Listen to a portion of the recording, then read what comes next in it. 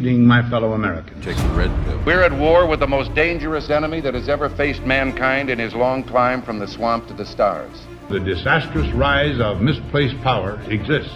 All we have built, all we have worked for, would be destroyed. There is nothing the political establishment will not do. And this nation will not be fully free until all its citizens are free. Our arms must be mighty, ready for instant action, These criminals cannot be rewarded. so that no potential aggressor may be tempted to risk his own destruction. There is a point beyond which they must not advance. They're coming after you, and I'm just standing in their way. Here I am. You and I have a rendezvous with destiny. The cost of freedom is always high. Those who had the most to lose did the least to prevent its happening. Our movement is about replacing a failed and corrupt political establishment.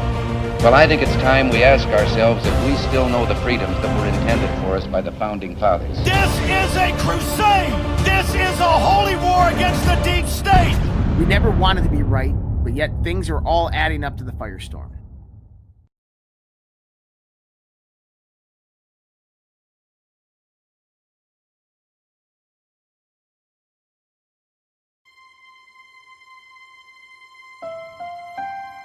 America is a land of heroes, a place where greatness is born, where destinies are forged, and where legends come to life. This is the home of Thomas Edison and Teddy Roosevelt, of many great generals, including Washington, Pershing, Patton, and MacArthur.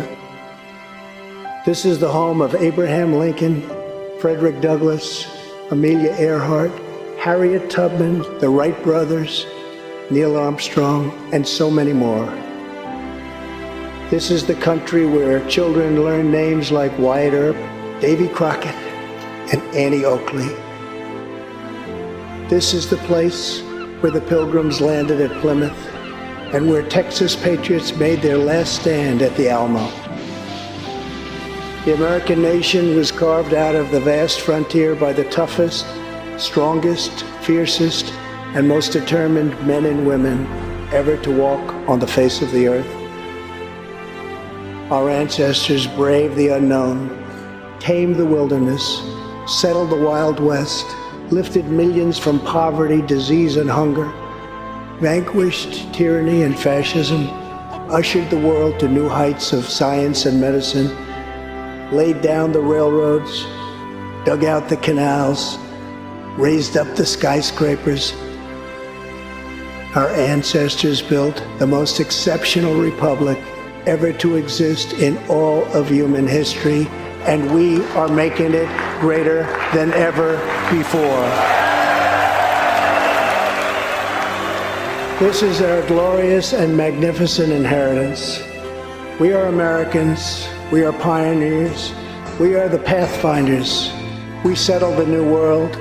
We built the modern world, and we change history forever by embracing the eternal truth that everyone is made equal by the hand of Almighty God. America is the place where anything can happen. America is the place where anyone can rise.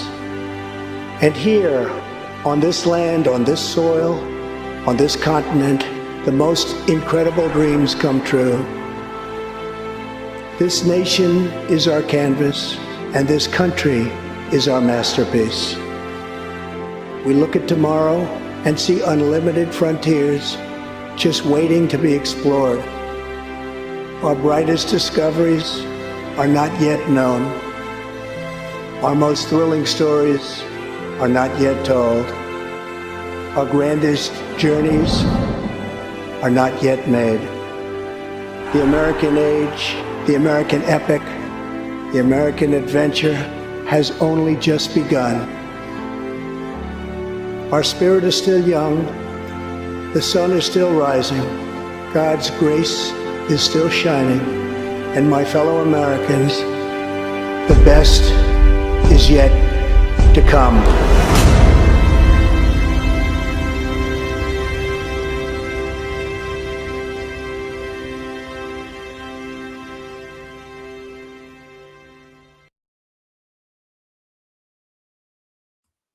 Good morning, good evening, good afternoon, wherever you are in the world. My name is Josh. Welcome to the Red Pill Project's Daily Dose, live with you Monday through Thursday, 8:30 p.m. Eastern Daylight Time.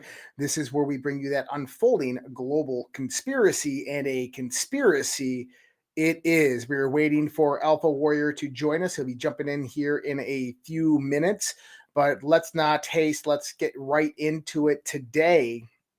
We saw retaliatory strikes from Iran against Israel. They targeted various different military bases, airfields, as well as the Mossad headquarters and some oil rigs. Apparently no casualties, which is quite interesting. We'll talk about that here in a little bit. But this signifies a turning point in what's going on in the world. Now, I've been kind of on top of what was happening in Israel and Iran for the last month or so.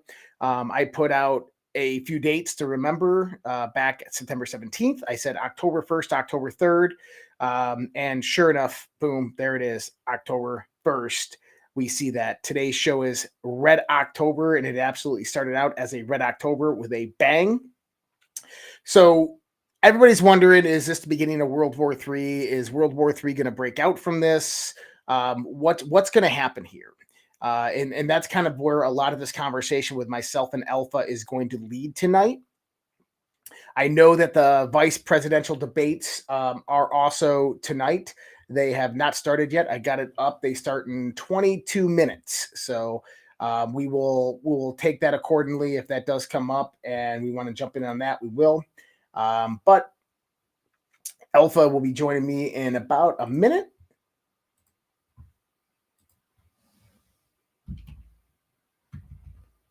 And replying back to him.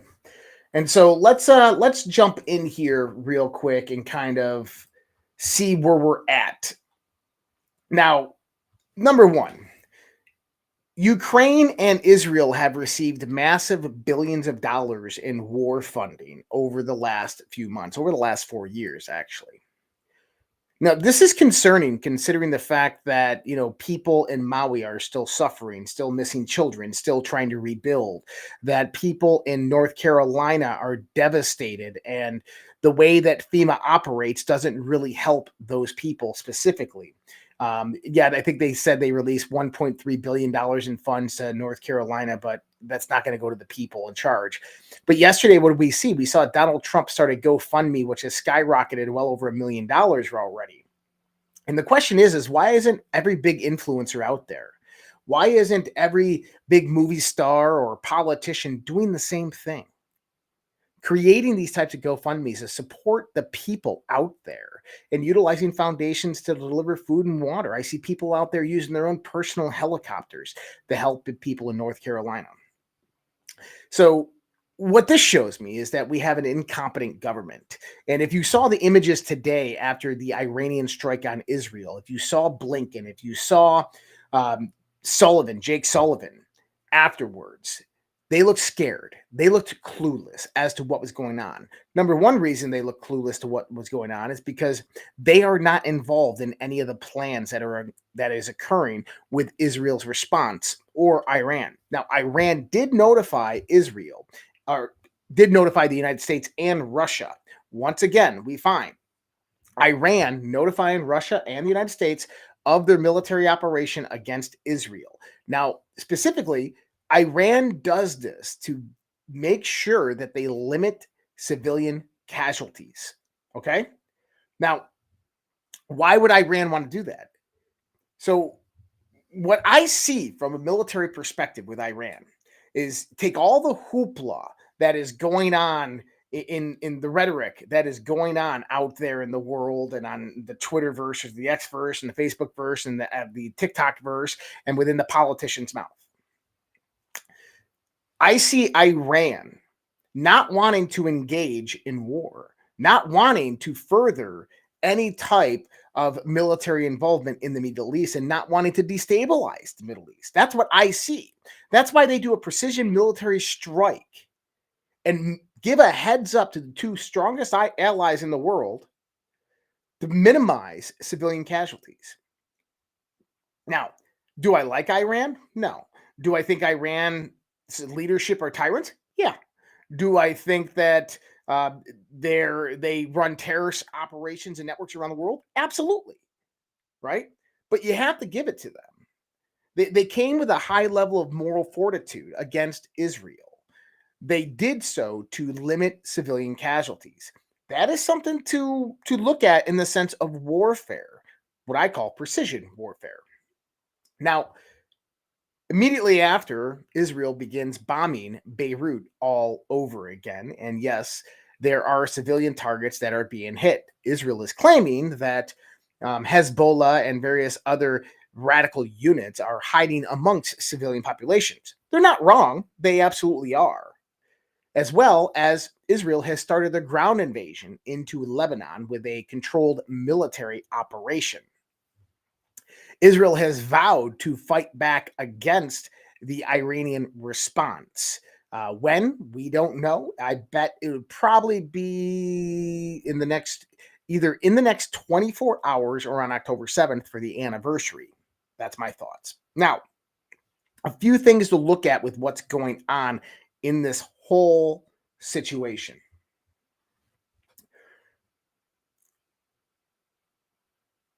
Israel wants wider and greater dominance over the Middle East.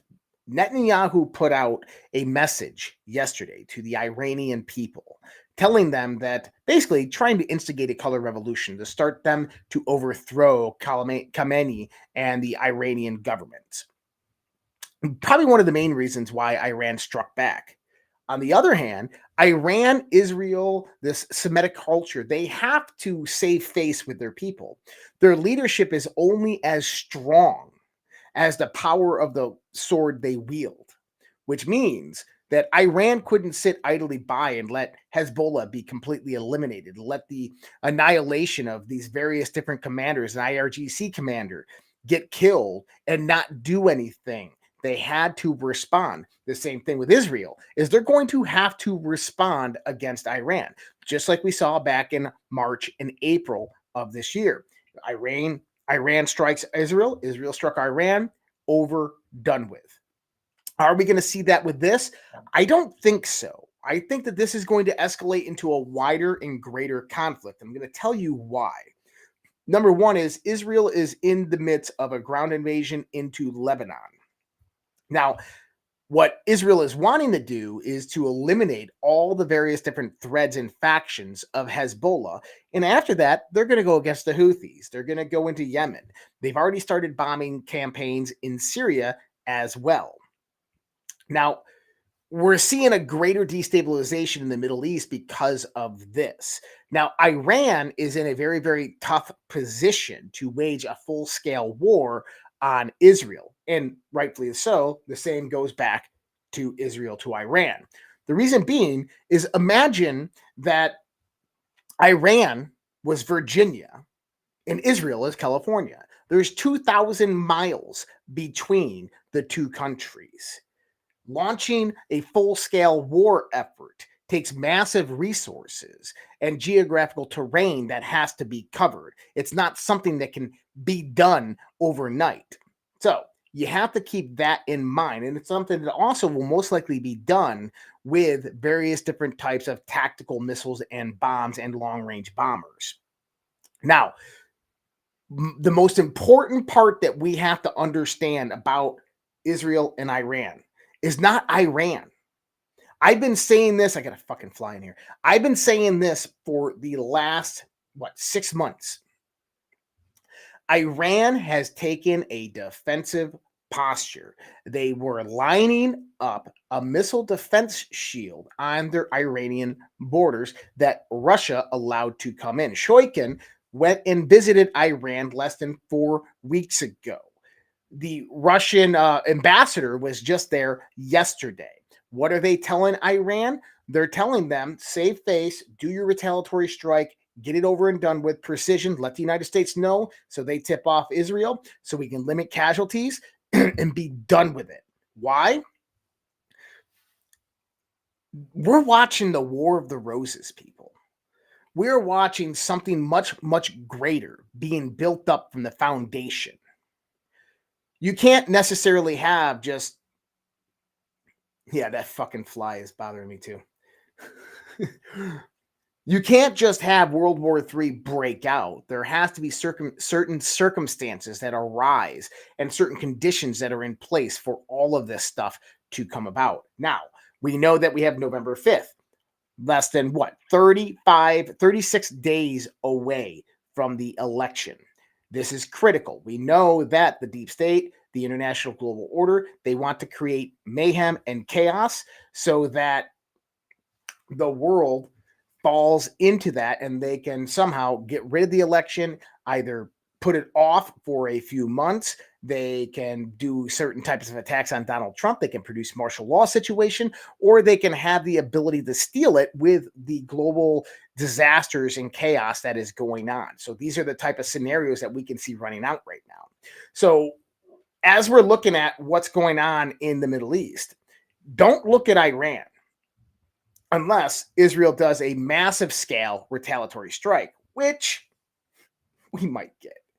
And the reason I say we might get that is because the United States has came out and vowed to help Israel fight back against Iran.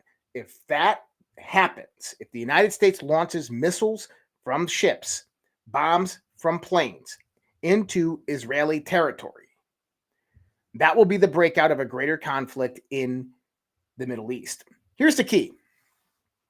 If it's just Iran, Lebanon, Yemen, Syria, so forth, against Israel and the United States, this will be a 48-hour war. It'll be done in 48 hours. The United States will absolutely annihilate all of those places, infrastructure, within 48 hours. There's one thing about the United States military. They are highly efficient. They are incredibly good at what they do, and war has been their tone for over 50 fucking years, which means what you would see is another Iraq, just like in 1992 or 1991 during the Gulf Storm War. It'll be just like that. It'll be complete annihilation of the Iranian regime, of the country of Iran, of the city of Tehran within 48 hours. But it'll be a 20-year-long war because that destabilization will have consequences. Now, is that what they're pushing for? I don't think that that's what they are pushing for right now with what's going on. Let me see if Alpha is jumping in. He said he'd be right there. All right, buddy. Whenever you're ready, come on in. So what I want you to start looking at is not Iran, but Turkey, Egypt, other Muslim nations in that area. And the reason why is something that I've been talking about for weeks. Number one is we had this, the 3 Navy sailors that we've been talking about who were quote unquote kidnapped in Turkey. Kidnapped in Turkey. Nope, that was nothing more than a psyop to produce a color revolution in that country. The next day, Turkey announces they are going to join BRICS. They want to join BRICS. We see, obviously, Egypt President Al-Sisi come in the next day, and they discuss the formation of an Islamic alliance to stop Israel from destabilizing the Middle East.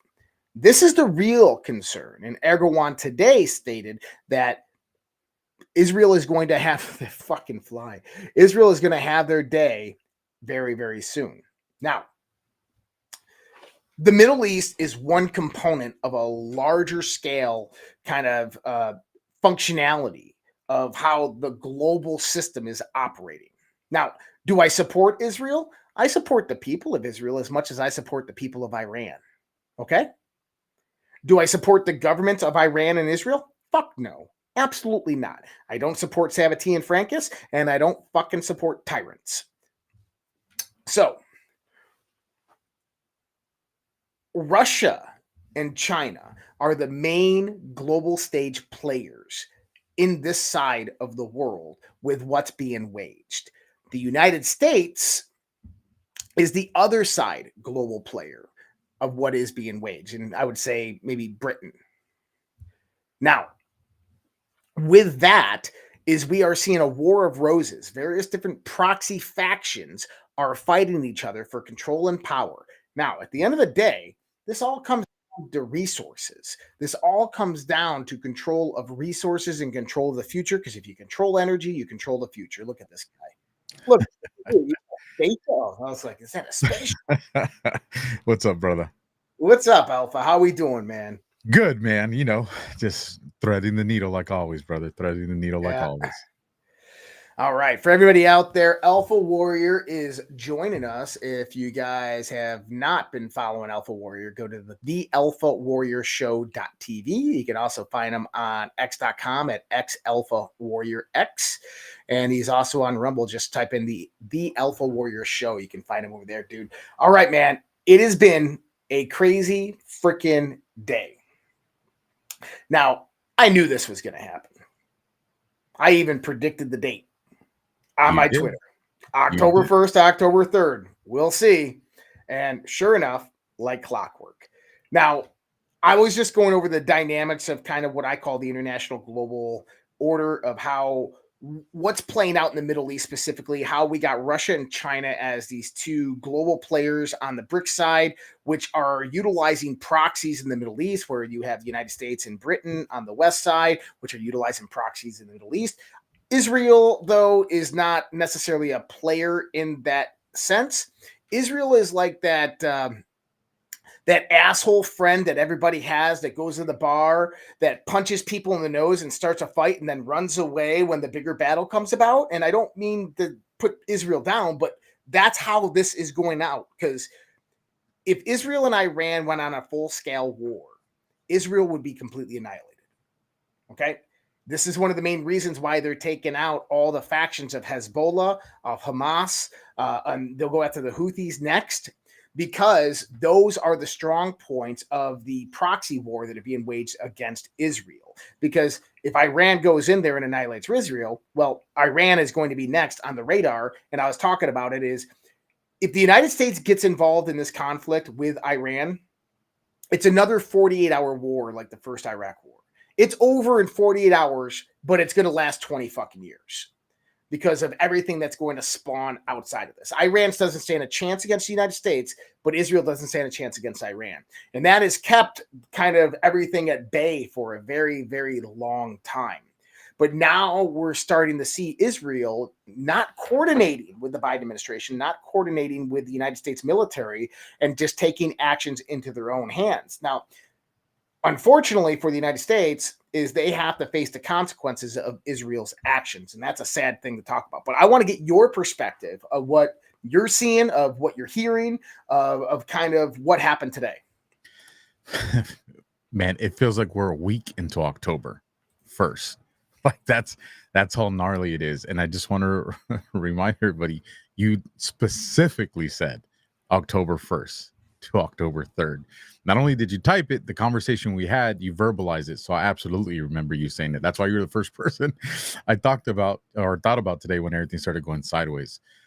Couple concerns I have, and then some things I'm trying to make sense out of is, one, I share your opinion on why the heck do we have to answer for what this country's doing when a large portion of our country is either not aware of it or is not okay with it.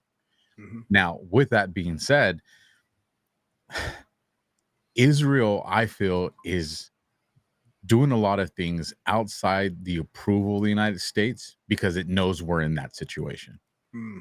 It knows that I'm going to make you respond, since you're not really, I see how things are going in Ukraine. I see how you don't really have the control over your military that you think you do. So rather than, it's that whole, I'm going to ask for forgiveness instead of permission. Yeah. And unfortunately, that's going to mean lives when it comes to, the war table that's over there in the Middle East. But then on that, man, we still got to take into perspective. I agree with you. In a few days, the war is done with Iran. But then does Russia get involved? And if Russia gets involved, what does that look like for us? And what does that, does this turn out to be that World War III, nuclear threat that everybody's concerned with? And I don't know, man. Like, I really don't know. What I do know is that everybody that I am talking to is on edge. And everybody feels like we're just one decision away from a freaking disaster. Yeah. And that's a concern, because I think Iran, along with some of the other countries out there that are not fans of ours, know what we're capable of doing. Even though our military has been weakened, our military is still very deadly. Yeah. And I think that's why my concern is what has come across our southern border, that should we engage in a conflict overseas, all of a sudden now you're distracted over here. Because at the end of the day, our soldiers are the best of the best. But if they start getting wind that this town's getting torn up, and this town, people are gonna start worrying about their families, man. Yep. And that affects your combat efficiency. And so I'm just kind of concerned with, if we go over there, do they start something over here? So you're spot on, and that's where I was going to go with this conversation, because I drew out a few scenarios on X earlier today. And I stated that if Israel just does a retaliatory strike and Iran accepts it and says, okay, eye for an eye, we're done. These people, that kind of culture is oriented towards this eye for an eye, fire for fire, right? So, last time this happened in April, Iran struck Israel for retaliatory strikes. Israel struck northern Syria and a few targets in Iran, and it was over and done with, and we didn't hear shit. Now we're seeing the same situation come about. But this time, I mean, they nailed the Mossad headquarters in Israel. They nailed. So for everybody out there, I want to give some context. My eyes itching a little bit. Bad allergies this year. So last time, Iran utilized the same precision type of missiles, broke through the Iron Dome. Okay, they hit a Mossad complex that was the one that launched an operation in Beirut. Okay, so that was their main target that they hit. Then they hit the middle of the airfield, and what they hit is they hit the runways in the middle of the airfield at a few different military airports. Okay, and Israel was like, they missed. They didn't miss. Those were the targets they meant to hit, as in showing Israel, dude, we can fuck you up precision style. Today was a different type of strike. They hit Mossad headquarters. You got to know there's casualties there, but Israel isn't reporting this. They're saying that their Sparrow systems shot down over 85%. No, 85% got through the Iron Dome. They took out a squadron of F-35s. They damaged the runways. They took out an oil rig. Okay. And this was just another tap on the shoulder, a tap on the nose by Iran to Israel, saying, dude, stop it. And look, I don't support Iran. I don't support the government of Israel.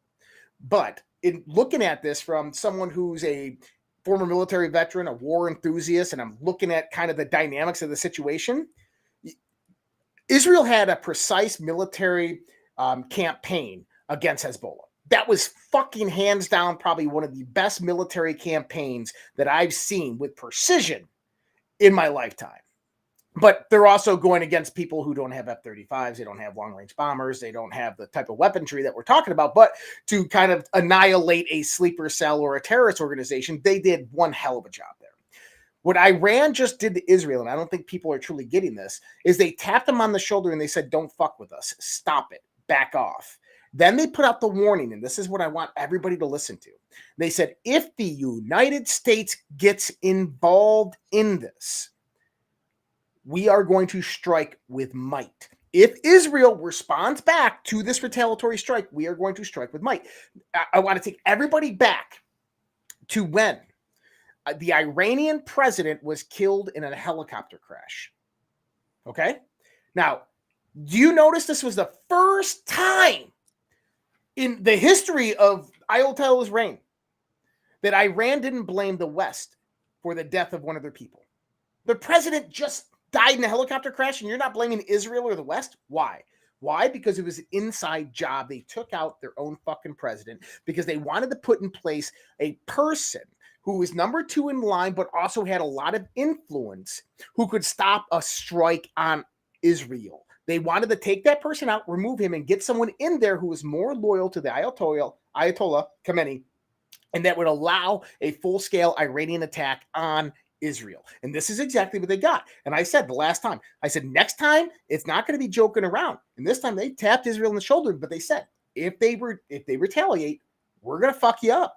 And if the United States gets involved, we're going to fuck you up. Now, people have to see that in context. We're like, well, we got the greatest military in the world. We do. We absolutely do. And in the Middle East, we will dominate. We will fucking level the entire Middle East, and we won't bat an eye. Not even a troop on fucking ground. Because you know what? Even in our weakened state, the United States military will dominate almost every single military on this planet besides maybe one or two alone.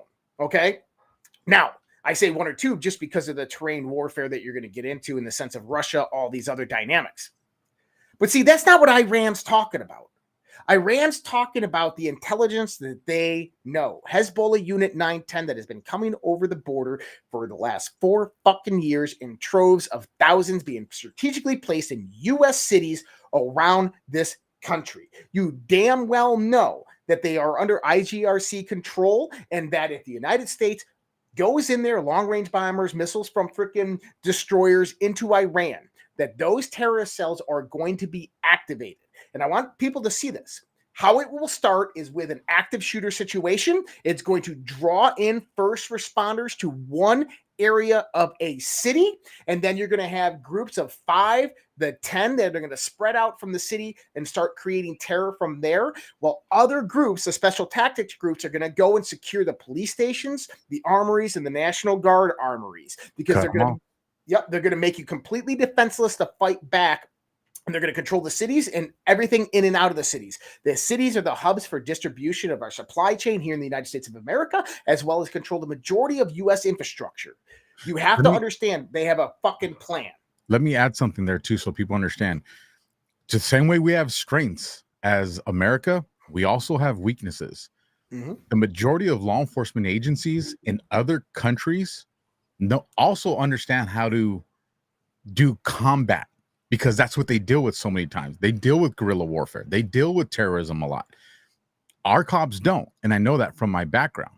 We're used to dealing with gangs and maybe a little cartel here, but you don't think in the mindset of military strategy. That's a huge disadvantage for this law enforcement because, like you said, Josh, they're not going to be thinking about an explosion going off in secondary explosives. They're not going to be thinking about, like you said, a small shooter, and then all of a sudden they're getting into an ambush. They don't think that way. They're not going to think about, once they do realize this has happened, they're not going to think, oh, are they going to try to cut us off now from our supplies back at the station?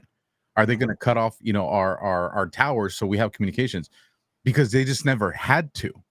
And by the time you try to figure that out, you've already probably lost control of a lot of law enforcement agencies. 100%. And then with the other growing threat of the 911 systems going down nationwide over the last 6 months, we've had 3 different outages. Verizon system going down just the other day, AT&T a few weeks before that. Guys, those are the subtle cyber attacks that are occurring in the United States of America that are not being announced publicly, because if they were being announced publicly, it makes the Joe Biden administration and the U.S. Department of Defense look incredibly bad. And they can't have that at all within this administration. So what I've talked about in the sense of firestorm is well within the realm of possibility. What we can hope and pray for right now is that Israel just says, we're done with that. We're moving on to Lebanon. We're going to continue our operation. But that's where it escalates into a larger scale conflict. Now, did you hear what Erdogan of Turkey said today? I did not. He says Israel is going to have their day very, very soon. Oh, man. So this is something that I've been following and nobody else is talking about, Alpha. Do you remember the 3 Navy sailors that were kidnapped in Turkey? Yep. And we showed the video, and like there's a chick holding the mustache dude, and his arm is free, but he's like, help. And then the one guy runs in the crowd and automatically curls up. I'm like, that's a psyop. Yes. Look, that's not U.S. Navy sailors. Those are 3 people who were working for U.S. intelligence who were trying to start something. The next day, you had a massive anti-American protest, get the Americans out. Why? They're showing that they can produce a color revolution, because on that same day is when Turkey announced that they were going to be joining BRICS. Turkey, a NATO member, was adamant that Sweden does not join NATO. And the reason is that they called Sweden a terrorist organization, nation state, as well as they are allies with Russia, friends with Russia. They don't want a further instigation into Eastern Europe, but they want to keep their trade relationships open. Turkey, only reason they caved on Finland and Sweden into NATO was because the U.S. gave them a whole bunch of F-16s. That's how Erdogan came to the table. But what we've been seeing, the largest European army, Turkey, the largest NATO army besides the United States of America, is potentially going to be leaving NATO. And I've been saying this for weeks now. So immediately after Turkey announced that they were going to be joining BRICS, President Sisi over in Egypt comes in and meets with Erdogan. Egypt is a NATO ally, the largest military in the Middle East, Northern African region. They're allies with Turkey. They came out and said that they are forming an Islamic alliance to counteract everything that Israel is doing. And if they need to utilize force, they will. I want people to see this because what that immediately does is it destabilizes NATO's power within Eastern Europe. Now NATO is nothing more than the United States of America and a few nukes from France and England. Okay.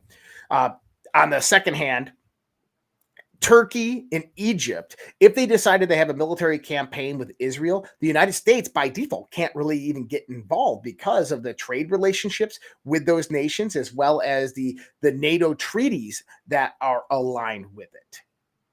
So you could potentially see Turkey and Egypt intervening in what's going on in Lebanon. Now, they haven't said anything about Iran. They're talking about what's going on in Lebanon, and they told Israel, get the hell out of Lebanon. I mean, Israel just invaded a sovereign nation. I mean, yeah, they might have ties to terrorist organizations, but what the hell are you doing? Okay? So then there's also the tie to Trump, right? They've been trying to pin this on Trump, or on the Trump assassination attempts on Iran. And I said, oh, you better watch out. They're going after Iran. Iran is on the list. This is nothing but fucking a psychological warfare game for them. They are trying to pin all the stuff that happened to Trump on Iran. They're going to be going after Iran. But with that, there's a warning there, because if there is any type of attack here in the United States of America, it's over. It's World War III, because Russia cannot allow the United States to take out Iran. China cannot allow the United States to take out Iran. They can't allow Israel to take out Iran. Why? Right when you walked in here, I said, this is about energy. This is about the control of resources and the control of energy. It always has been. He who controls the energy of tomorrow controls the world today.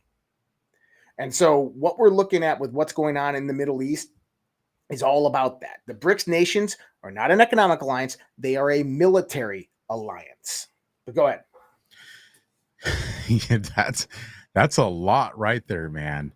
So let me ask you this then, and I want to take it back to Beirut. And it feels like, forever ago. You remember when they had that big explosion? I do. Remember that one? It looked like a tactical nuke, but they said it was a whole bunch of like fireworks and ammonium and all that other stuff. Ammonium nitrate, yeah.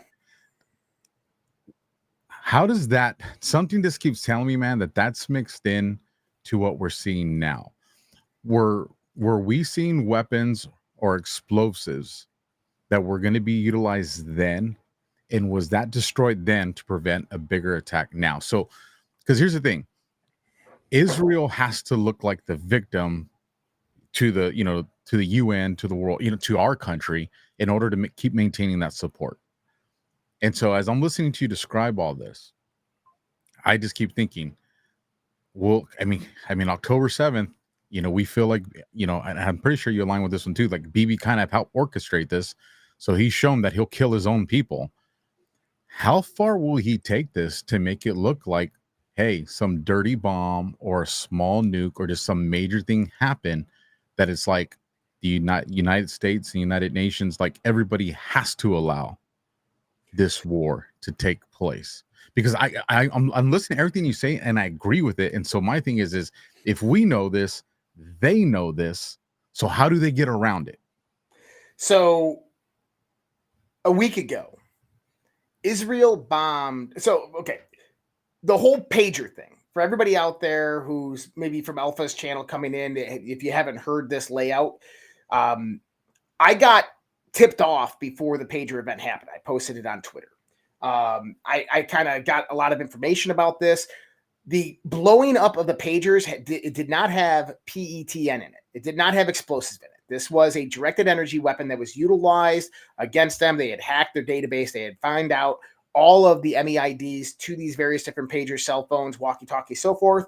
And that's how they targeted them, with basically swapped out 5G towers that had high voltage power supplies in there for directed energy weapons, and they targeted them that way.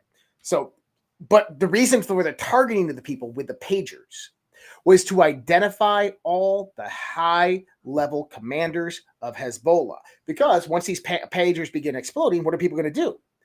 They're going to call home and be like, hey, what the hell's going on? Okay, meet here. Meet at safe house number 2. Meet at safe house number 3. And everybody's going to start flocking. I said, right after this, I said, Israel's going to start bombing the shit out of groups of Hezbollah. It's exactly what they did. And they took out the entire chain of command of Hezbollah. But do you remember the one in Lebanon that looked like a tactical nuke? The port one? Is that the one you're talking about again? No. There was one that came out in Lebanon that Israel dropped about a week ago. Okay? This explosion, dude, I've seen all different types of explosions. I went to school for this in the Navy. This was a tactical nuke. And I think that the international community is fucking silent about it because, number one, it's Israel. And number two, how do you even bring this up? Like, I think that they understand that if they confront the international community against this, now they're, anti-Semites, or now they're going to be targeted by Israel. And Israel, in a certain sense, people, does control the majority of the world. Everything from financial institutions to corporations to the supply chain, all the way down into the military-industrial complex on both sides of the house. Okay? The Mexican president is a Jew. I mean, wake up, right? Well, don't forget, man, we're using Stingray and we're using Pegasus. So whatever they had on Hezbollah, they know that for all of our people as well. That's right. 100% on that one. I'm trying to look for that video of that explosion because I want you to watch it and I want your take on it. Now, I've seen Moabs, I've seen MOPS, I've seen various different types of explosions, and I cannot put anything on this one specifically. It's the one that had the vapor cloud go out first. Man, I don't know. I'm thinking, because you're saying this was like about 2 weeks ago. Because I remember a really big explosion that's similar to what you're describing. I just thought that took place somewhere else regarding Ukraine and Russia. So I'm probably backwards then on the location, because what you're describing is what I remember. I just remember it being a different location. Right. No, this was Israel. And this was, okay, so this would be after the Trump assassination attempt. So let me go in here. Actually, I can just search. I learned how to search my name on here. And where did this take place at? This took place in Lebanon? Yes. Holy smokes. Let me see if I can pull this up. Come on. I can never get it to actually search my page. It's like it doesn't. I will talk it and try to find this, but we are seeing an escalation like never before. Now, let's get into the real reason why we have the global conflict that's all coming to a culmination right now. What are your thoughts? Why all of this? So I've always been a proponent that we have what I call the international global order. These are the multi-headed Hydra. The different heads of the Hydra have different factions. Each faction has their own ideology. But above that is the puppet masters. And I believe what we're seeing right now is movements by the puppet masters pulling the strings of the heads of the Hydra. what are your thoughts on what we're seeing right now and where it can go? Because I know you put a post out there. Yes. And your post was interesting because it's my firestorm. And I want you to talk about your post. So probably about 2 years ago, I did an interview with Michael Yon. Mm-hmm. And this was when he was down in South America, but he was bouncing back and forth between being out in Europe and being out in South America. He was going back and forth. And he was talking about how there was this push to control logistics. And so when I probed him on it, he explained that there's this death triangle that, historically the countries don't survive on. Essentially what he was saying is, if you have a pandemic, an economic collapse, and famine all at the same time, countries typically won't survive that. You're going to have, complete change of the way government looks, you obliterate it. And so when he said that, I started thinking like, holy smokes, our US dollar looks like it's most definitely being attacked. We can make an argument for how it's good, how it's bad, how maybe we need to reset it. But I started looking at, okay, we're looking at economic collapse here in America. Famine doesn't look like it did back in the days, but you can relate it to our, infrastructure. Right now what we see going on in the ports, you remove the ability to transport, and all of a sudden stores only have 3-4 days worth of product, and then you got shelves that are empty. So you can literally put people into that situation of like a modern day famine. And then on top of that, they're always bringing out, whether it's monkeypox or whatever the pandemic 2.0 looks like. Well, we're getting closer and closer to November. So if they break all three of those on us right now, you would literally get people, because it's like this. People over the last 3 years, we did such a good job of making our audiences aware of the control feature that they had, especially with the bioweapon that we're putting into, certain parts of the human body, that people now are just like, heck no, there's no way you're going to get me to, to do that no more. Even people that took it previously.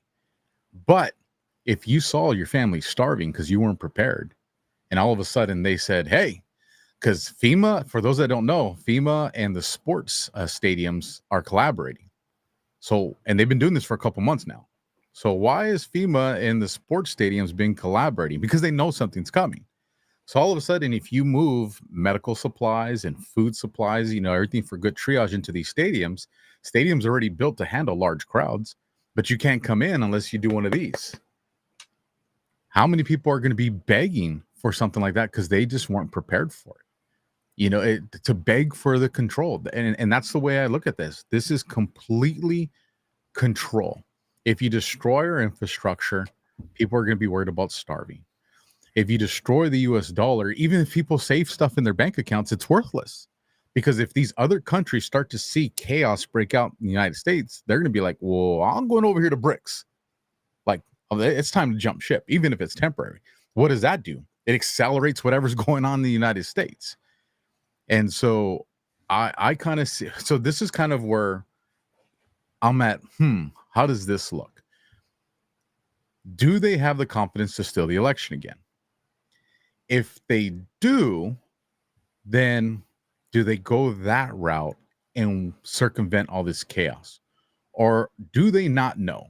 They're like, okay, we weren't able to steal it in 2016, but we were able to steal it in 2020. So which one's going to happen now? So do they just try to, go approach it offensively, have all this chaos break out, and then postpone the elections? So we are approximately 36 days away from the election. And there's a few things I want to touch on. So I've been talking about what I call the firestorm: social, cultural destabilization, political destabilization, infiltration of academia and various institutions. This is a ground foundational approach. This includes attorney generals appointed by George Soros, governors from George Soros, lessening of the laws, letting violent criminals out, illegal immigration flooding in. And then above that, you have the aspect of supply chain and U.S. infrastructure. And we've seen over 250 food processing, manufacturing, distribution facilities that have been set on fire, attacked, either shut down one way or another. We've had over 45 oil refineries or oil distribution facilities blow up in the United States in the last 4 years. So we obviously attacks on infrastructure. If you remember, you go back 2 years ago. Do you remember the guys shooting high-powered rifles at the electric grid and them getting caught? We had it in North Carolina. We had it in Washington State. We had it in California. In 2014, we had it in California, and it was 2 Chinese nationals. Okay. Now that comes out what we call the 6-point electric grid failure. In 2018, Donald Trump had a blackout in New Jersey and parts of New England. That was caused by one transformer that went out. That transformer, thanks to Barack Obama 2008 executive order handing over U.S. infrastructure to China, was made in China, was in a 6-month delay to get a replacement. Luckily, they were able to find another replacement, reconfigure it, and put it in there to get it up within 2 weeks. So everything that you're saying is spot on. We have to look at a wider picture. Why do you, so this is my thoughts. You're absolutely right. And I want to put this out, is if you had a Great Depression occur tomorrow, massive market collapse, housing crisis, people are having their houses taken back by corporations in the state. If you have no food, no job, no money, if you're sick, there's violence raging around you in cities with protests and riots, maybe your kids are sick. Where are you going to take all your guns and ammo with you? You're not. You're going to be selling it for bread. That's how they get the guns away. And they have to create that situation. Now, there's one key component that is the catalyst for everything that we're seeing that becomes that. The United States of America has a strategic petroleum reserve. That strategic petroleum reserve is less than 16 days left, which means that if all the oil taps in the world were shut off and just the United States was producing for our own country, we only have 16 days of survival with diesel fuel and regular oil. That's not good. Joe Biden never refilled it. Okay, it's for national security purposes, and it was never refilled. He sold it off to China. You remember when he had high gas prices, so he released 1 million barrels here? Half of those barrels were being sold off to China at discount prices. Now, why do you think it's happening, the destabilization in the Middle East? Oil. They know if they can destabilize the Middle East, create a whole new war there, the price of oil begins to skyrocket. Okay, the Fed did an interesting move a few weeks ago. They reduced the Fed rate by 50 basis points. This is a horrible move and will only work for the interim. It will only work for a short-term solution. Right now, we are in what's called stagflation, where you have increasing inflation and reduction in GDP growth. That is one of the worst spots that you can be in economically. Now, what happens tomorrow with that 50 basis point drop if all of a sudden gas prices skyrocket 50, 100, 200, 300%?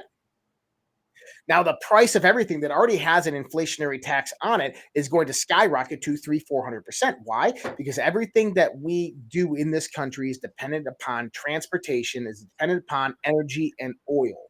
And so if that war wages on in the Middle East and gets instigated beyond the point that it's at, you're going to see complete supply chain destabilization in the United States. And that's when what we were talking about, Hezbollah Unit 910, Chinese military-age men wearing blue helmets, all of that stuff begins to take place in our country. Oh, the United States is in an awful position. Let's send NATO peacekeepers, UN peacekeepers out there to help them out, which are already in our fucking country. Game Tech and I, last year, reported on recorded conversations with high up there DHS officials talking about how DHS and FEMA have been doing mass casualty drills in major U.S. cities over the last 3 years. Just the other day, we saw Congress bring about the proposal of the 28th Amendment in the advent of a mass casualty of congressional members. What are they preparing for? They are preparing for all-out societal collapse because, like I've always said, they will never let Trump have power again. They can't do it. They know that they'll be decimated. We're talking about factions that have lost a lot of power over the years. And we are about to see the end game of everything that's unraveling here. Don't forget what Jamie Raskin said. January 6th. Projection. He didn't. I mean, he didn't mince words. He said we will need bodyguards for a civil war. I mean, those are his words, not mine. Do you know who Ray Dalio is? I've heard the name before. Refresh me. He's the chairman of Bridgewater Capital, one of the largest hedge funds in the world. The guy's worth like $17 billion. He's also on the board of directors at the World Economic Forum. He wrote a book a few years ago called The New World Order, and then wrote another book called Surviving the New World Order. Right? This is one of the guys who's planning the New World Order. In an interview on the book, he was asked, what do you think is going to happen in the 2024 election? He said, well, I think that it's pretty simple. If the Democrats win, the Republicans will never believe it and we'll head into a civil war. He said, but if the Republicans win, the Democrats will never believe it and we'll head into a civil war. Civil war is what they want. And so we are headed towards that route of civil war. Now, the question is it going to be what we saw in the movie Civil War, or is it going to be a more rational perspective of the 10th Amendment states combining together? I'm trying to find that post that I did on the movie back then because of a map they showed, because I want to show it to you, because now it's starting to have a whole lot more meaning. Do you remember during the movie, they showed a map of the three different, and I can't remember the names of the different. The Western Front. Yes. There was the Florida Alliance, the Western Front, and there was one more. There's a third one. The Federalist Authority, I think it was. Now, do you remember that map that they briefly showed? God, I got it. Where all of southern United States, from Colorado, California, on to Texas to Louisiana and so forth, was controlled by the Western Front? It was, yes. And so there was another map, a real map, and all of a sudden they kind of mimicked each other almost perfectly. One's a movie and one was real life. So I found it very freaking interesting to, okay, I think I'm getting closer to it now. You got it. Oh, here it is. Here it is. Let me see. So there's that one. Okay. So is there a way to share this on here? Yeah. Just go to share screen right there and I'll prove it over here. Okay. Share screen and share. All right. So this is the one from the movie. And so, like you said, you got Western forces, the Loyalist states, the Florida Alliance. And then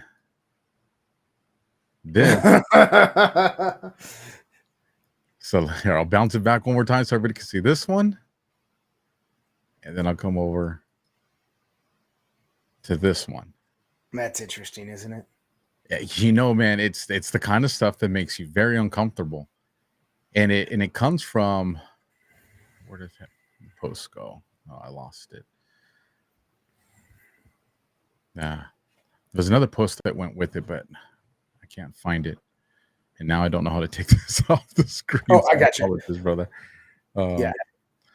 I'll see if I can find the other one.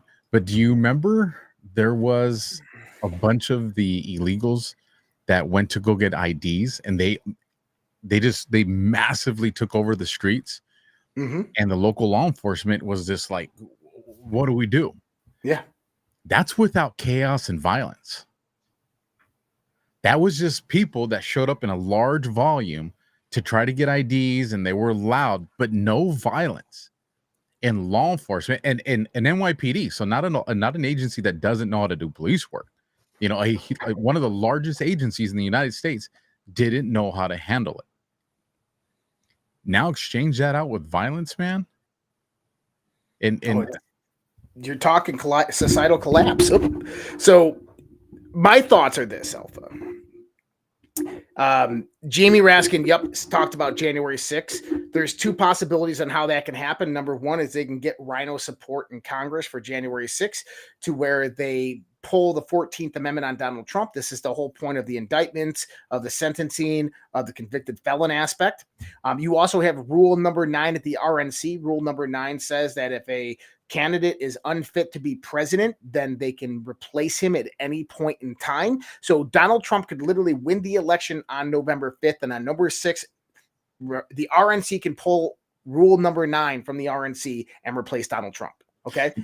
I have that video, it's like 50 seconds of Raskin saying that. You want me to pull it up so people can see it real quick?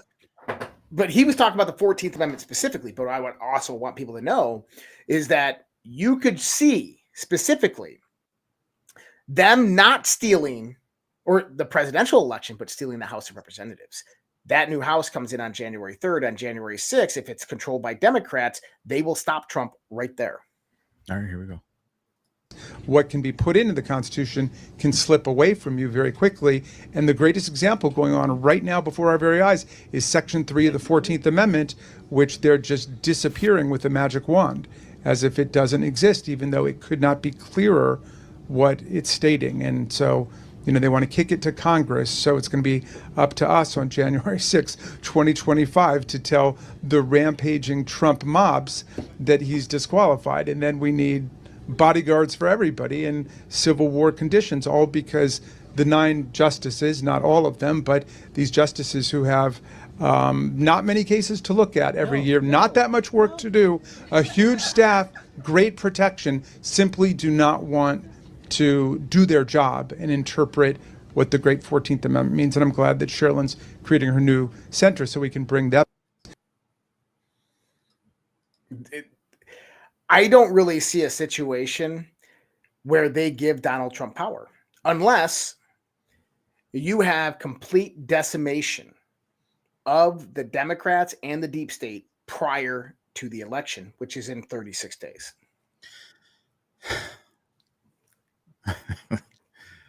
I don't know, man. I mean, well, there's a possibility that it could happen. No, absolutely. Absolutely. It's just, what's the other more probable likelihood? Because I agree with you. I do not see them saying we're going to, because here's the thing. If they do an election and he wins, they know that, to use their words, would inflame the base even more if they tried something. Mm-hmm. So why would you even risk doing it? Why wait till January 6th? Unless they want all that to happen, man. I don't think they want all that to happen. And the other part of that is that I'm not seeing the reinforcements in Washington, D.C. that you would imagine prior to the election being put up. These people are walking around like they own the world still. My perspective is that there's 3 scenarios we see. Only 3 scenarios. The election's canceled because of something that happens, global crisis, national crisis. Kamala wins, Trump wins. Now, if Kamala wins, it's going to be a lot of like 2020. What the fuck just happened? People looking into it, investigating, seeing that. But if Kamala wins, there will have to be an immediate distraction that occurs.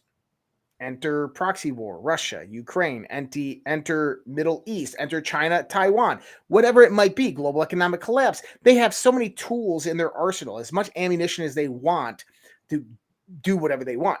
So you could see one of those types of scenarios. If Trump wins, I think that Trump winning is the most likely scenario. Now, do you remember last year Matt Gaetz called out the 16 members of the House who were not seeking re-election, and they had taken DNC PAC money? I do remember. That's critical because each one of those seats are in very, very small districts. With smaller districts of 25,000, you don't need thousands or millions of votes to steal that election. You only need a few hundred. It's easier to manipulate that. And they only need 8 House seats to take over majority. So my thoughts, Donald Trump wins the election. They take the House of Representatives.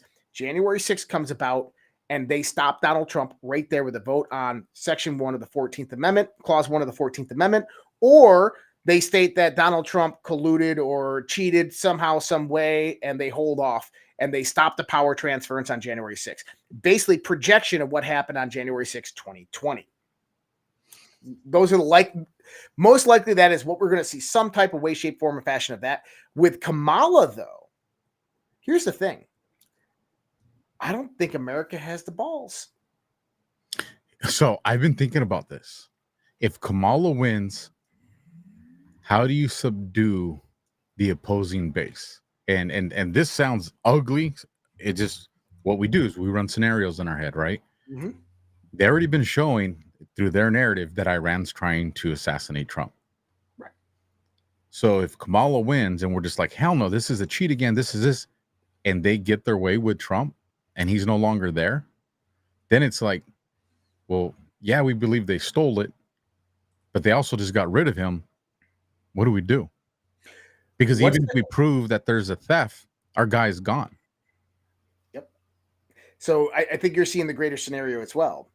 Kamala wins, Trump's assassinated, blamed on Iran, the country unites like September 11th, full-scale military war.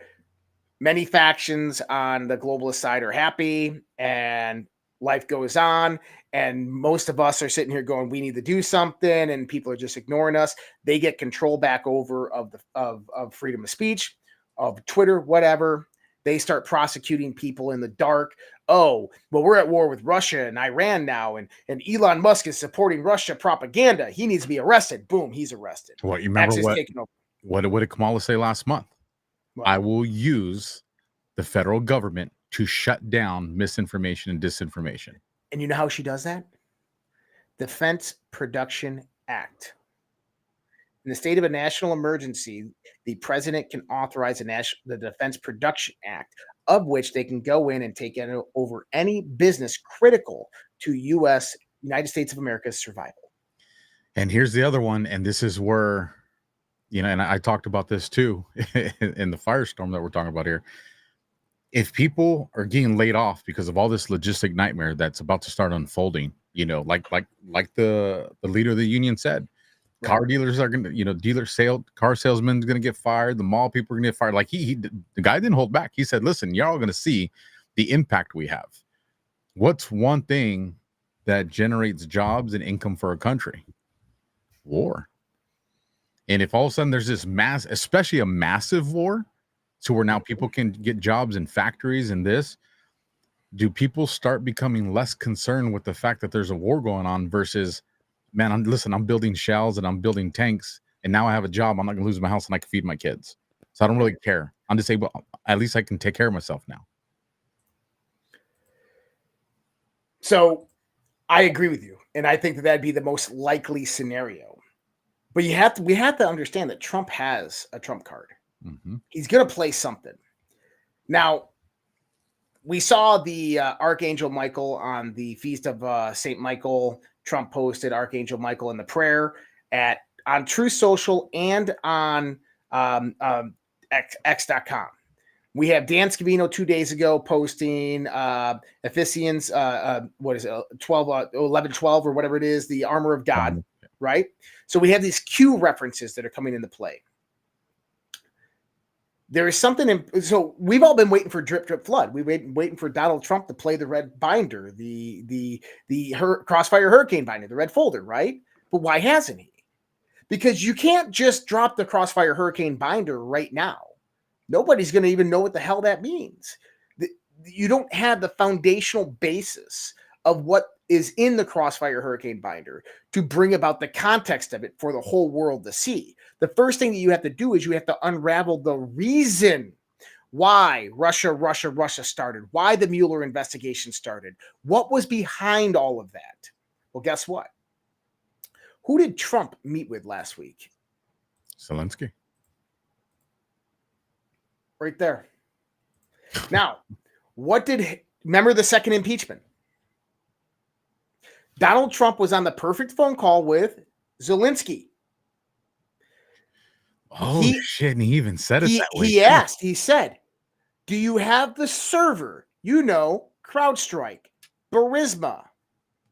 The server he was mentioning was the server ran by CrowdStrike, funded by the DNC, insured by Hunter Biden and Devin Archer and all these other guys, that was in Burisma in eastern Ukraine, that was running Hammer and Scorecard to steal the 2016 election. That was shut down by Russia that night. That's how they knew Trump had somehow colluded with Russia. They didn't know how, but that's why they went after Flynn, because he had the only connection with Erdogan in Turkey. But that night, Hammer and Scorecard got shut down. Trump now has the fucking server. And they couldn't flip Flynn. Nope. And now Trump has the server. So what happens? He has the context to show everybody why Russia happened. Why Crossfire Hurricane mattered, because the Democrats were stealing elections right before an election. How do you ensure that they can't steal this election? You showed that they were stealing elections in the past, and you have the evidence. They might not have the evidence of 2020, but he definitely does have the evidence of 2016. Oh, snap. It's chess. Which means they know. They know, because especially since that just took place last week, they know, which is, and this, all this, the storm, everything has happened post that meeting with Zelensky. Man, that makes so much more sense on that timeline now. Hence why they'll scorch the earth. There will be a nuclear war before they ever allow. If they believe that they cannot stop Trump before the election, there will be a nuclear war. God, I wish I could see that explosion you're talking about. I got it right here. Buddy. I'm going to show it to you. So this was Israel bombed the shit out of a Hezbollah compound that was underground. So people are thinking these were bunker busters. This is not how bunker busters explode.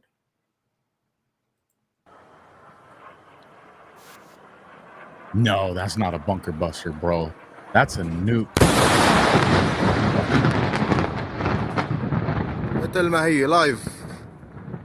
That's a tactical nuke, dude. 100%. Before you even see the flame, just the way you see the funnel. Yeah, you get your vapor cloud. Yep. 100%. Not even close to a bunker buster. Yep. For anybody out there, what you're seeing right there is what we propose is a tactical nuke right there. Boom. You have that vapor cloud that comes out, that shock wave right there. That is the atmosphere being heated up to extreme temperatures. That's what's going on there. That is a tactical fucking nuke. And do we know about where in Lebanon that went off? It was one of the underground compounds that had Nasrallah in it. So the Nasrallah and the IGRC commander, they were in that compound. Huh. And people are like, that's not a tactical nuke. Stop being stupid. No, that's a tactical nuke. That's a tactical nuke. Firstly, nobody's ever seen a tactical nuke explode before. We've seen big nukes, but a lot of those videos that we saw, fake. A lot of the videos from the 50s and the 60s that people saw from the U.S. Air Force media library. Yeah, where the camera just, untouched. Yeah, camera's just sitting still, no electromagnetic interference. There's a car there, then the no car, then a car. Those videos were fake. That was a fucking tactical nuke.